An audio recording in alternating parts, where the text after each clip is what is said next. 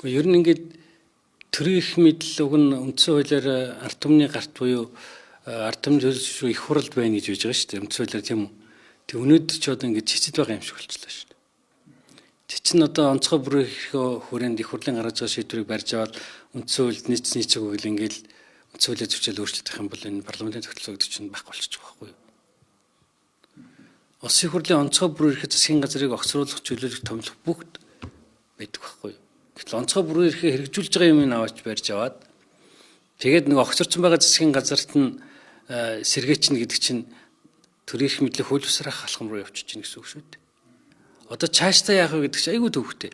Одоо засгийн газрыг огцруулъя гэж бод. Огцруул санал орж ирээ. Байнгын хорон дээр тэгээд одоо энэ ч хурааж болохгүй болчихсон шүү дээ. Байнгын хорон дээр яг энэ 43-ийн 1 дээр байсан огцруулах саналыг дэмжиж гэж хураасан тийм үү? Хураасан. Байнгын хороо саналын томьёол бэлтгэж оруулдаг бүтцэн мөн шүү дээ. Ер нь их хурл яа шийдвэр гаргаад ингэж.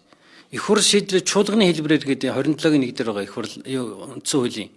Чуулганы хэлбэрээр гэдэг чинь нөгөө байнгын хороо хурл саналын томьёолоо бэлтгээд нэгдсэн хуралдаанаар хэлцгийг хэлж байгаа байхгүй юу? Тэгэхээр одоо ингэ бид нар яасан бэ нөө? Байнгын хорооны хурал дээр яг тэр томьёолыг оруулаад ингээд ерхий сайдыг огцруулыг санал оруулалт явуулсан. Дэмжээгүй. Тэгээд тэр дэмжээгүй саналыг чинь байнгын хороо угаасаа саналын томьёолыг бэлтгэж оруулах ёстой. Үндсэн хуулиараа тийм. Үндсэн хуулийн бүтц мөн шүү дээ байнгын хороо чинь. 27-гийн 6 дээр байж байгаа. Байнгын хороо асуудлыг хэлж санал төгөлд гаргаад олон хороо шийдвэрлэнэ гэд байж байгаа. Тэг үндсэн хууль дээр байгаа бүтцийн хэлбэр ахгүй юу? Тэгэхээр байнгын хороо одоо цаашдаа ингээд ерхий сайдыг ороод ирэхээр нь яг одоо энэ 43-ийн 1 дээр байгаа шиг ерхий сайдыг огцруулъя гэдэг санал хураалт явуулж болохгүй болчихж байгаа байхгүй юу? Сонсгоол одоо тэгээд. Гэхдээ сонсгож гэж болохгүй. Яг л чуулганы хэлбэрээр их хур шийдвэр гаргадаг гэдэг чинь байнгын хорыг орхитуулж гаргаж болохгүй гэсэн үг байхгүй юу? Энд чинь үндсэн хуулийн хоёр заалт нэг үгүйсгэж болохгүй шүү дээ.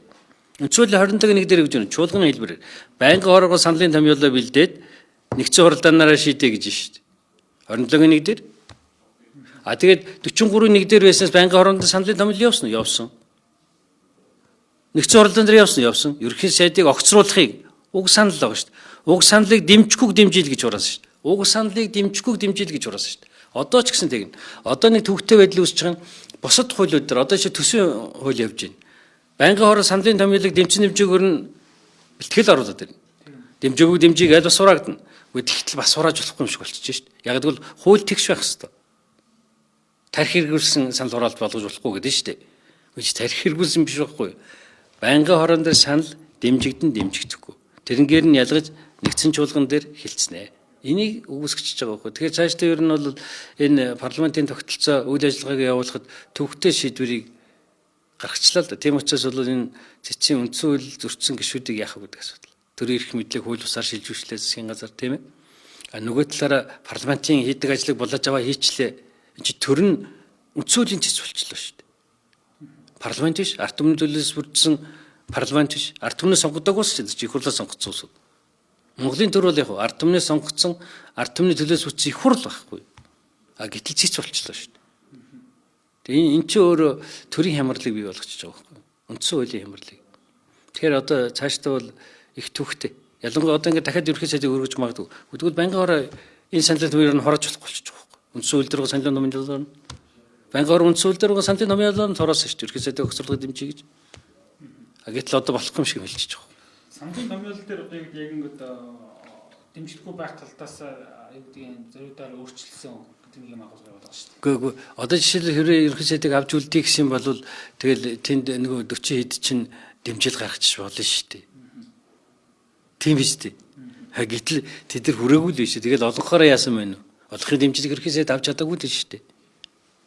Гэхдээ олонхын дэмжлэг авч чадахгүй байсан бол тэр чинь 40 хэд биш 60 хэдэн хүн коноптол болчиход байсан байхгүй. Тэхгүй шүү дээ. Одоо цэцгийн шийдвэр их судлын шийдвэр бол цэцгийн шийдвэр гэдэг явах байна. Тэгэхээр улсын хурлын дидэр боломжтой асуудал юм яаж явах вэ? Улсын хурлын гишүүний хувьд бол бүр эрхийг чөлөөлөх асуудал их хурлаа шийддэг. Энэ ард түмний төлөөлөл шүү дээ. Дараагийн нэг асуудал нь одоо ингээд цэцгийн шийдвэртэй холбоотойгоор олон хууль эрх зүйн хүрээнд юм ойлгомж үүсчлээ. Энийг бас сайжруулах асуудлууд бас яригдах болох байна. Тэгэхгүй л чинь төрийн эрх мэдлийг хэн хэрэгжүүлээд байгаа юм бэ гэдэг юм болчиход шүү дээ. их хурлын гарч байгаа шийдвэрийг тэг онцгой бүрээр ихтэн байгаа шийдвэрүүдийг цэц барьж авч ингэ чанаад байх юм бол энэ чи төрийн эрх мэдэл зэрлүү шилжчихсэн мэл гэсэн үг шүү дээ. Одоо ерөнхийлөгчийн хориг тавигдсан бас байна. Тий. Яг зөв. Цэц яагаад энэ өнцөөл зөрчсөн гэж бид үзээд байгаа юм гэж тий. Хурлаг орсон. Яагаад гэвэл улсын хурлын шийдвэр ерөнхийлөгчийн хоригийн хугацаа дуусахаар алавчдаг байхгүй юу? Хоригийн хугацаа дуусаагүй хориг тавьсан байж хат их хурлын шийдвэр эцлэгдээгүй байхад тэнд цэцгийн марган үүсгэж байгаа нь үсэг үү? Хууль ус гэсэн үг.